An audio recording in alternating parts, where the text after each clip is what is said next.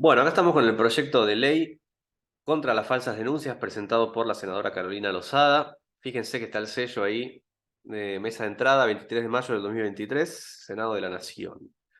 Bueno, va a ser un video un poquito largo, calculo unos de 15 a 20 minutos como mucho, pero vamos a ir viendo artículo por artículo. Es importante tomarse el tiempo de ver de qué se tratan estos proyectos, ¿no? Cuando se presentan. Si bien el título es muy alentador, por supuesto, pero es importante leerlo. Así que vamos a ver, artículo 1. Dice, incorpórese el inciso 5 al artículo 117 bis del Código Penal. O sea, propone incluir un inciso. Vamos a ver primero qué dice el artículo 117 bis del Código Penal. Antes que nada, 117 bis. Bueno, habla de las penas que se le pondrían a las personas que brinden información falsa. Hay 4 incisos y lo que propone el proyecto es un quinto inciso. Dice, el quinto inciso, la pena de los incisos precedentes, es decir, de los 4 que ya están, se aumentará en 1/3 del mínimo y del máximo cuando el hecho sea cometido en el marco de violencia de género, abuso o acoso sexual o violencia contra niños, niñas y adolescentes. Bien, ese es el artículo 1. Vamos al artículo 2. Sustitúyase el artículo 245 del Código Penal por un texto que ahora sugiere ahí o propone el proyecto.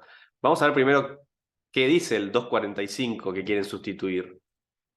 245, vamos bajando un poquito alta. 245, para ver qué es lo que dice actualmente en el Código Penal. Ahí estamos. Se impondrá prisión de 2 meses a 1 año o multa de pesos, bueno, 750, no importa, porque ya la inflación se lo comió, pero dice que se impondrá prisión de 2 meses a 1 año o multa al que denunciare falsamente un delito ante la autoridad. Bien, y ahora el proyecto lo que dice es que quede de la siguiente forma el 245. Se impondrá prisión de 1 a 3 años al que denunciare falsamente un delito ante la autoridad.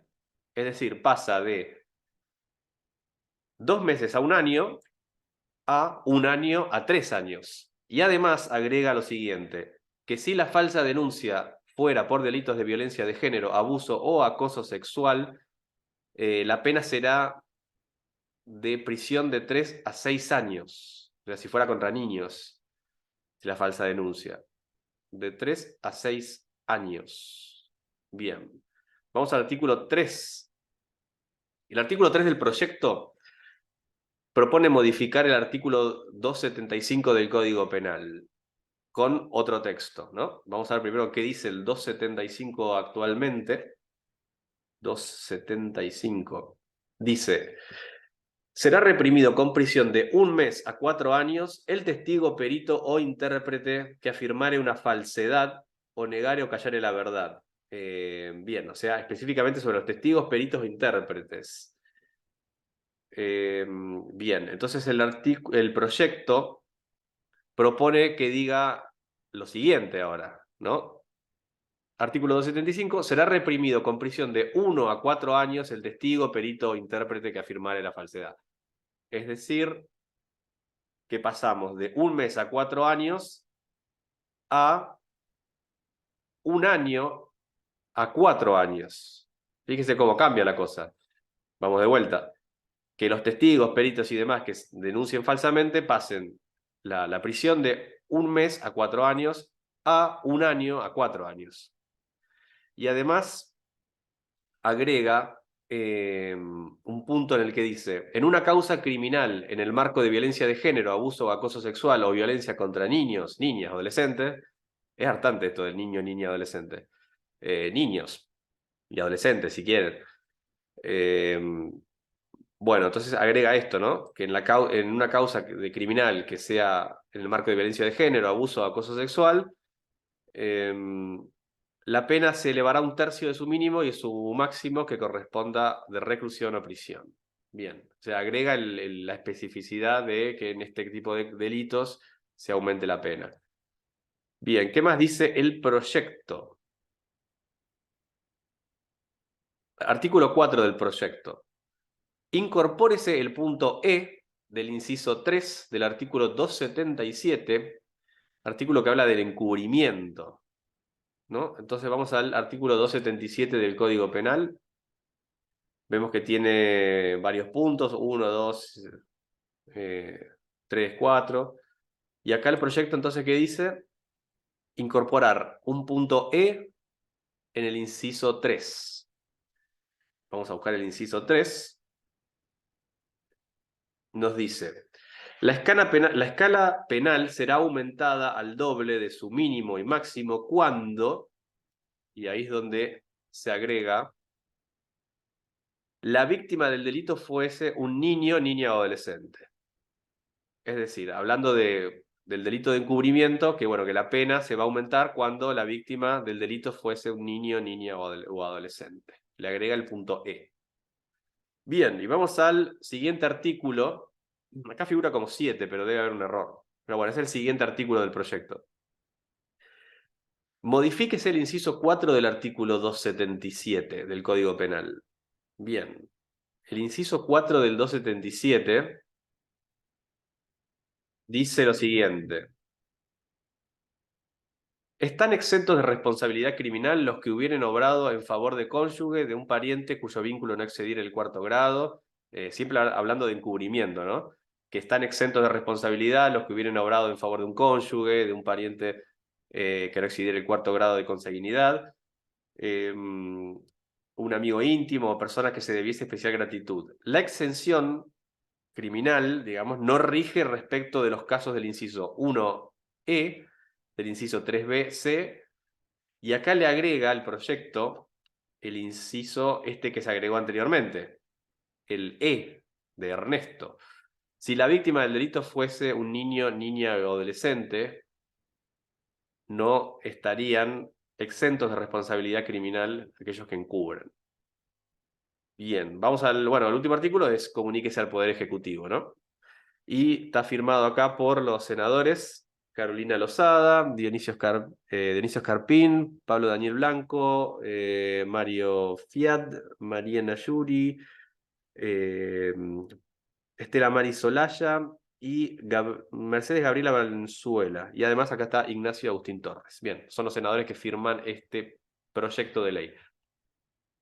Después están los fundamentos, que son dos carillas, creo. Vamos a leerlos porque si ya llegaste hasta este punto del video es porque te interesa el tema, así que vamos a leerlos. Interesante también ver por qué proponen esto. Dicen, señora Presidente, hemos vivido como sociedad la difusión de denuncias a través de medios periodísticos o redes sociales que condenaron de antemano al acusado, dejando de lado la presunción de inocencia que condice nuestra Constitución Nacional en su artículo 18. En muchísimos casos, la condena social frente a casos aberrantes, denunciados o no oficialmente, contra la integridad de un niño o en el contexto de violencia de género, no tarda en manifestarse, aún sin contar con las pruebas suficientes ni el proceso judicial correspondiente. Acá supongo que habla de los escraches, ¿no?